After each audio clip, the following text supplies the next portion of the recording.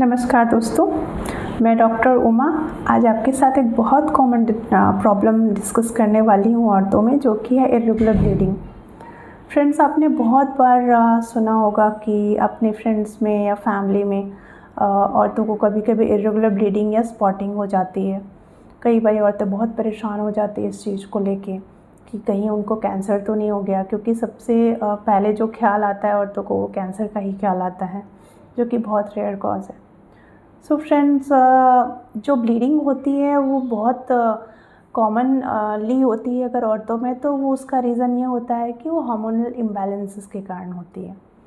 सो hormonal imbalance किसी को भी हो सकता है, एक यंग गर्ल को भी हो सकता है, एक न्यूली मैरिड फीमेल को भी हो सकता है, एक मिडिल एज औरतों में भी हो सकता है। सो हार्मोनल इम्बैलेंसेस के बहुत सारे कारण होते हैं।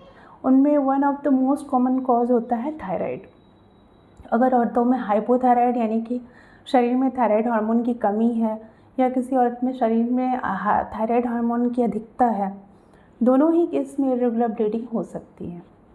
इसके अलावा जो इनहेरेंट उनकी हार्मोनल इम्बैलेंसेस हो रहे हैं, अगर उनके हार्मोन्स में कुछ हार्मोन्स अप कुछ हार्मोन डाउन, एस्ट्रोजन प्रोजेस्टेरॉन का इम्बैलेंस हो रहा है, तो उसके कारण भी इर्रेगुलर ब्लीडिंग हो सकती है।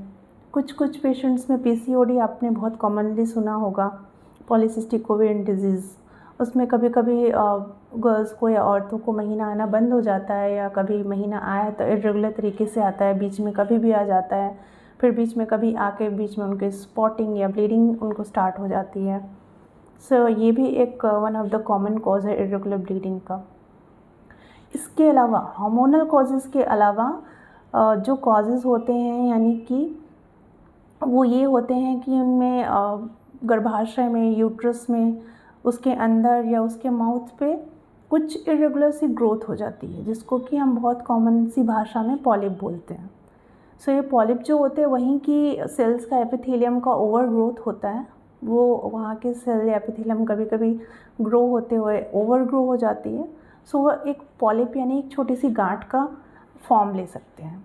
ये जो गांठ होती है वो एक पीनट के साइज़ से लेके थोड़ी बड़ी भी हो सकती है, अप टू 3 to 4 सेंटीमीटर भी हो सकती है। कई बार ये गांठ गर्भाशय के माउथ से होके वजाइना में दिखती है, कई बार ये नहीं भी दिखती है। कई बार ये गांठ गर्भाशय के अंदर वाली लाइनिंग यानी कि एंडोमेट्रियम, जिसको कि हम एंडोमेट्रियल पॉलिप बोलते हैं, उस फॉर्म में प्रेजेंट करता है। दूसरे जो कारण होते हैं गांठ के, वो फाइब्रॉयड होता है। अगर फाइब्रॉयड गर्भाशय की सबसे इनर वाली लाइनिंग में हुआ यानी कि एंडोमेट्रियम में हुआ, तो उस गांठ को हम फाइब्रॉयड पॉलिप बोलते हैं। वो भी इरेगुलर ब्लीडिंग करा सकता है। इसके अलावा जो रेयर कॉजेज़ होते हैं उनमें होते हैं कैंसर। कैंसर फ्रेंड्स गर्भाशय के माउथ का भी हो सकता है और गर्भाशय के अंदर की लाइनिंग का भी हो सकता है। अगर कैंसर गर्भाशय के माउथ यानी कि सर्विक्स का होता है तो उसको सर्वाइकल कैंसर बोलते हैं। अब कैंसर से पहले कुछ प्री कैंसरस लीजन्स भी होते हैं। कई बार सर्वाइकल इरोजन भी होते हैं, उस कारण से भी ब्लीडिंग हो सकती है, यानी कि सर्विक्स थोड़ा सा हाइपर एक्टिव होकर छिल गया, उस नाम से भी कई बार अगर रिलेशनशिप रख रहे हैं तो भी ब्लीडिंग हो सकता है।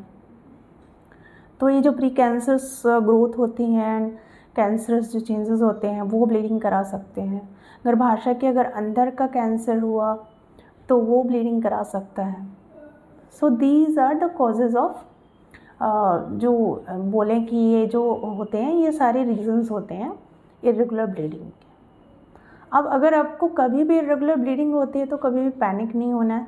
सबसे पहले कंसल्ट योर गायनेकोलॉजिस्ट, जिनको भी आप रूटीनली कंसल्ट करते हैं। गो योर सेल्फ चेक, वो आपको चेक करेंगे, आपको आपके गर्भाशय को एक बार, आपके गर्भाशय के माउथ को, वेजाइना को एक बार सारी चीज़ एग्जामिन करके, और फिर उसके बाद हो सकता है वो आपको सोनोग्राफी की सलाह दें, और सोनोग्राफी में एक बार सारी चीज़ें देखने के बाद, रूल आउट होने के बाद डॉक्टर आपको कुछ भी बोलेंगे।